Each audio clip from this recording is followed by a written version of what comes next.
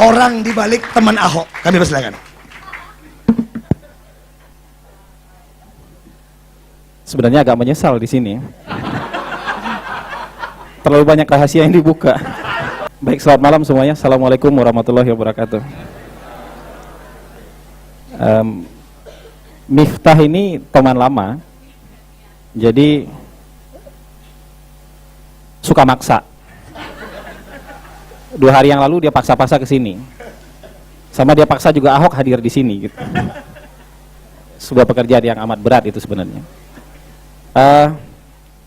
Setelah itu kemarin sore saya lihat iklan acaranya, nggak ngomong-ngomong juga, temanya ternyata berat sekali gitu. Digital war entah apalah habis itu. Yang saya agak sulit membacanya, apalagi mengerti artinya. Tapi saya mungkin coba dari perspektif apa yang selama ini saya lakoni. Tapi mungkin perlu klarifikasi biar teman-teman di sini nggak salah paham. Kalau di ujung ini CEO beneran, Zaki itu CEO beneran. Dia punya perusahaan, punya Bukalapak, punya segala macam, punya staff yang banyak. Bang Doni juga CEO beneran. Kalau kita nih CEO ngangkat diri sendiri. Jadi kayak Naga Bonar mau berunding sama Belanda, karena Belanda hanya mau berunding sama jenderal, terpaksa dia juga kasih pangkat jenderal. Jadi karena saya harus bertemu dengan banyak orang yang merasa jenderal, kita harus mengangkat diri kita sebagai jenderal seperti itu. Nah, memang mungkin saya cerita sedikit dulu. Zaki memang seorang yang luar biasa. Dulu dia sebenarnya korban penipuan kita sebenarnya. Tahun 2007 itu memang betul-betul korban penipuan. Saya sampai merasa bersalah ketika menipu Zaki. Kita bilang, oke, hari ini bayarnya 1,5 juta, tapi lain kali kita akan bayar profesional gitu. Nggak pernah kejadian. Mungkin gara-gara itu dia balas dendam, diambil adik kelas kita. Tanpa bilang-bilang. Sampai tahun 2010, saya masih sanggup bayar Zaki. Di Cianjur terakhir ya. Sampai tahun 2010 saya masih sanggup bayar Zaki. Waktu itu sudah ada Bukalapak.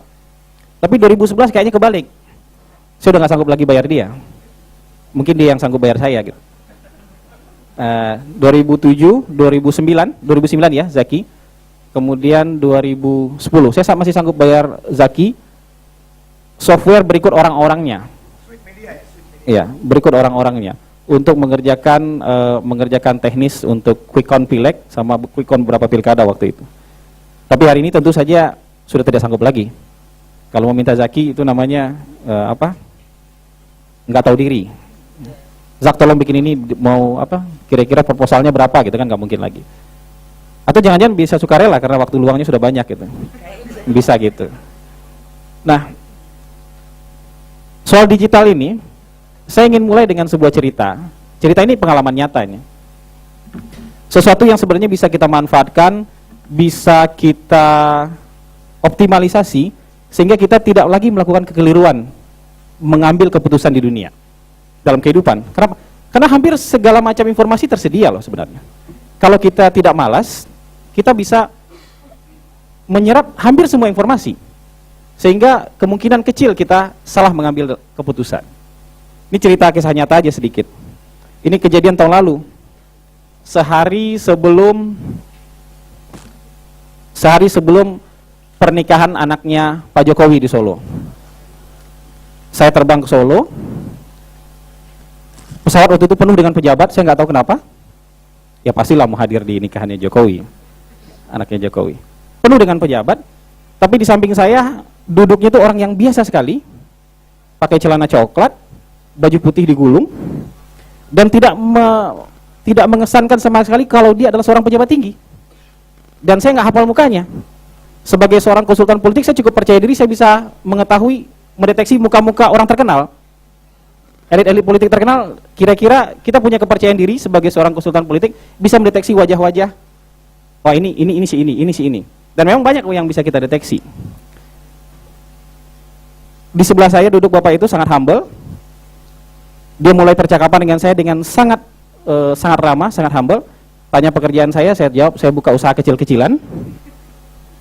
Saya tanya balik kerjaan dia apa, saya PNS katanya. Sama-sama nipu kita. Akhirnya kita ngobrol, ada setelah pesawat stabil di udara, banyak pejabat yang saling say hello, berkunjung dari satu kursi ke kursi lain untuk bercakap-cakap. Dan kita mulai bergosip dari sana. Wah ini si ini begini. Percakapan melebar sampai urusan politik, urusan gosip personal, sampai gosip masalah hukum. Wah ini tokoh ini kan punya masalah ini, punya kasus ini gitu. Dan saya sebagai seorang konsultan politik merasa harus lebih tahu dong. Segala macam rumor, walaupun mungkin kira-kira 70% benar, 30% ngira-ngira. Dan setelah pesawat ada pengumuman, pilot pengumuman, sebentar lagi pesawat akan landing, pramugari disuruh siap-siap, kita disuruh siap-siap, Bapak itu kasih kartu nama. Mas, siapa tahu nanti kita jumpa lagi. Siapa tahu lain kali kita jumpa lagi. Kasih kartu nama. Begitu saya baca, wah mampus gue nih. Tertulis ada dua bahasa, ada bahasa Inggris, bahasa Indonesia. Yang bahasa Indonesia tertulis Jaksa Agung Muda Pidana Khusus.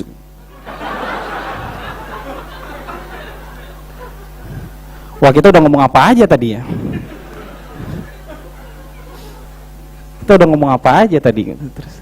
Dan sebagai basa-basi tentu saya tidak enak, saya juga kasih kartu nama saya. Kebetulan saya bawa kartu nama, saya kasih. Dia baca Cyrus Network. Entah pura-pura, entah beneran, tapi dia tanya, Cyrus Network ini perusahaan IT ya? Oh iya betul Pak, ini perusahaan IT Pak. Ini betul, ini perusahaan IT. Ini perusahaan IT, kita sering melayani konsultasi jasa IT dan digital. Oh iya, tapi bagus juga ya orang IT punya banyak pengetahuan politik katanya. Semoga kartu nama saya tidak disimpan oleh Bapak itu. Enggak, ini ya udah diganti, barusan selesai Bapak itu diganti. Baru digeser posisi. Enggak, saya cuma cerita dua hal bahwa sebenarnya kita bisa punya banyak informasi kalau kita meluangkan waktu. Memang di pesawat kita nggak bisa browsing, dan memang nggak ada keinginan untuk browsing pada saat itu. Tapi kalau kita rajin menggunakan, kalau dulu kan terbatas, semua printing, media itu printing. Kita harus baca majalah, baca koran. Kalau sekarang kapan aja bisa. Lagi di kamar mandi, lagi di toilet, itu pun kita bisa menikmati informasi kalau kita tidak malas. Sehingga tidak kejadian seperti saya, salah mengambil keputusan. Salah mengambil keputusan cerita apa saja sama Bapak itu. Ya. Dan saya baru merasa pentingnya digital ini ketika punya pengalaman pribadi di Bangkok sekitar bulan Februari atau Maret 2010. Waktu awal-awal kelompok kaos merah pendukung Thaksin, waktu itu baru mau memulai mogok massal, unjuk rasa massal kira-kira selama 7 bulan. Waktu itu tidak lewat HP, karena mereka yakin kalau lewat HP pasti disadap oleh pemerintah dan aksi ini akan bocor. Tapi saya pikir apa bedanya? Kalau lewat HP bocor, lewat Twitter harusnya lebih bocor lagi. Tapi begitu alasan para petani di Thailand waktu itu, di Bangkok waktu itu. Thaksin waktu itu lagi ada di London, tidak ada di Bangkok, dan memang tidak diperbolehkan masuk ke dalam negara Thailand. Dia hanya kasih komando untuk, saya lupa, 3 atau 4 tweet lewat Twitter, itu tahun 2010. Saya minta seluruh pendukung kaos merah, waktu itu bahasanya kaos merah, untuk memerahkan kota Bangkok selama mungkin. Itu lewat Twitter. 2 hari habis itu benar-benar nggak bisa jalan loh. Dari Dream World di utara, kemudian mau ke Victory Monument aja di tengah itu, nggak bisa jalan. Karena benar-benar penuh, sudah merah sekali. Komandonya dari mana? Dari Twitter. Itu luar biasa. Dan tahun 2011 mulai terjadi Arab Spring.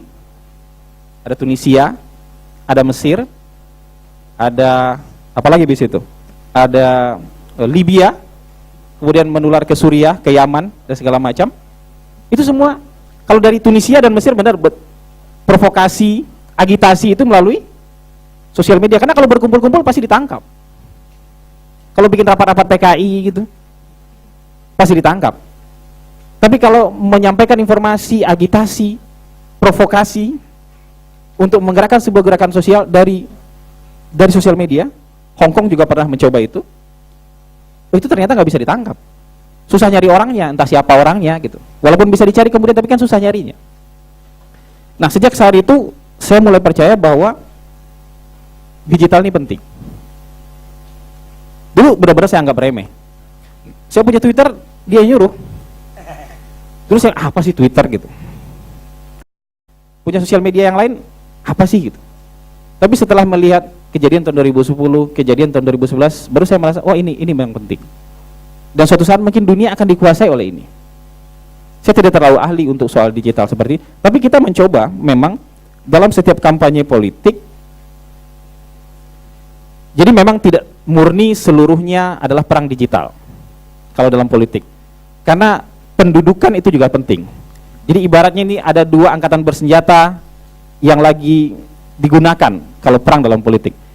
Digital, media itu angkatan udara, tapi yang di lapangan juga harus tetap ada.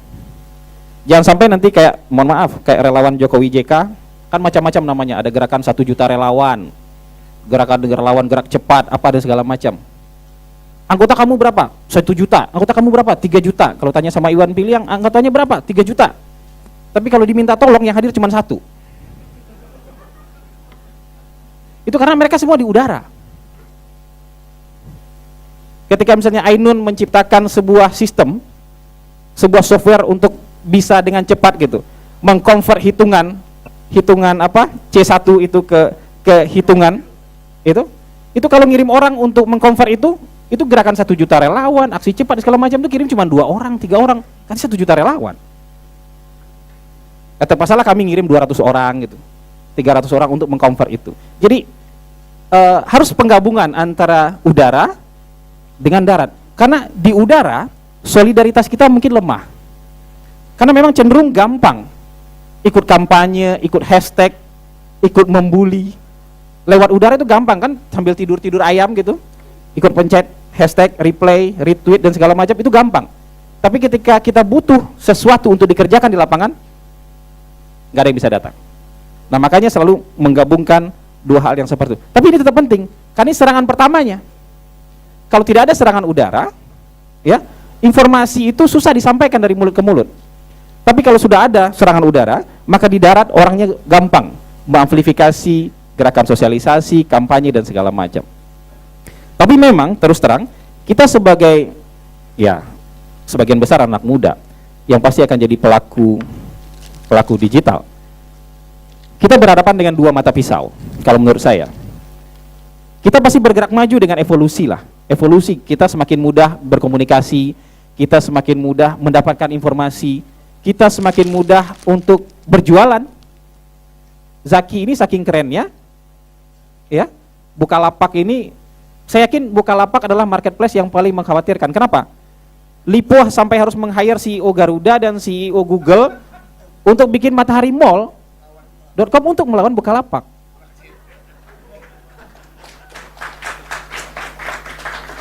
Dan saya yakin dia yang menang.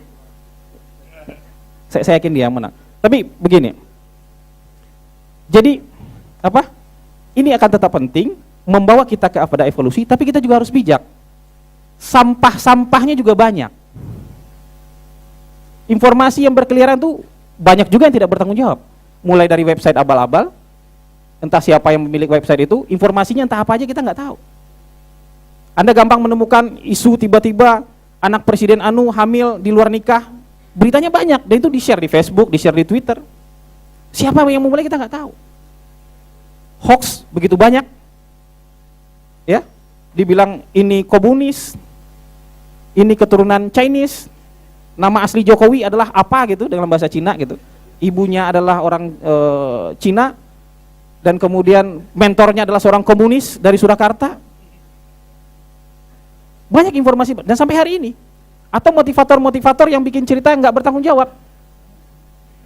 Seperti cerita Insinyur Haji Ahmad, kalau kalian pernah dengar, teman-teman pernah dengar, yang membangun Masjid At-Ta'awun, yang dengan tawaduknya kemudian dia jadi marbot masjid itu. Ketika saya datangin, kunjungin ke sana beneran, saya tanya, ini yang bangun masjid siapa? Ternyata R. Nuriana, Gubernur Jawa Barat, yang bangun dengan yayasan yang dibikinnya waktu itu. Jadi Insinyur Haji Ahmad yang dibikin oleh motivator itu dari mana? Ini, tapi di-share oleh jutaan orang di Facebook, cerita motivasi tentang Insinyur Haji Ahmad yang rendah diri, rendah hati, membangun masjid yang luar biasa, punya kekayaan luar biasa, tapi merelakan diri jadi marbot masjid. Cerita tidak bertanggung jawab. Nah, ini kita sebut dalam evolusi. Sama ketika misalnya kota tumbuh maju, berkembang, muncul gedung-gedung bertingkat, tapi di sekelilingnya muncul gubuk-gubuk reot, kampung-kampung kumuh. Itu involusi. Gerak mundur dari sebuah kemajuan, itu sampah-sampah kemajuan. Nah, ini kita harus pintar menyaring ini. Karena kita ini masih dalam kategori malas memverifikasi. Padahal informasinya tersedia.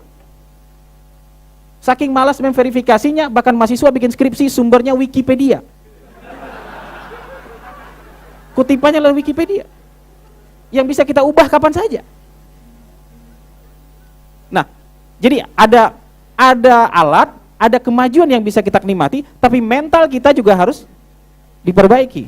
Oh, jangan salah, sekarang properti itu kalau kita iseng sama orang, rumah kita diiklanin loh. Di rumah 123, di dijual.com dan segala macam. Rumah dijual.com, rumah kita tiba-tiba HP kita bling, loh, Bapak saya ini yang mau lihat rumah Bapak, kapan bisanya Pak? Ada tahu nomor saya? Saya tahu dari rumah 123. Loh, sejak kapan ada nomor HP saya dan rumah saya ada di rumah 123? Jadi banyak sampah-sampah seperti ini yang jadi selain kita menikmati kemajuan zaman, mentalitas kita juga harus ditingkatkan. Harus sesuai dengan kemajuan. Jangan sampai kemudian mental kita malah makin bobrok. 5 menit lagi katanya. Ceritanya masih banyak padahal, Mir. Nah, nanti pertanyaan. Oke. Nah, sekarang kembali ke kampanye politik. Begitu bebasnya digital, orang bikin media bebas sekarang. Bisa bikin situs media loh. Tanpa siup, tanpa apa, bikin situs seolah-olah itu berita. Dan kita di-share, di-broadcast, orang merasa itu sebuah berita yang bisa dipercaya. Nah, dalam politik, kalau kita tidak hati-hati, lama-lama kita akan terjumus. Perang fitnah, masyarakat ini akan terbelah, orang yang percaya fitnah ya terhadap satu orang dengan orang yang membela satu orang dengan fitnahnya.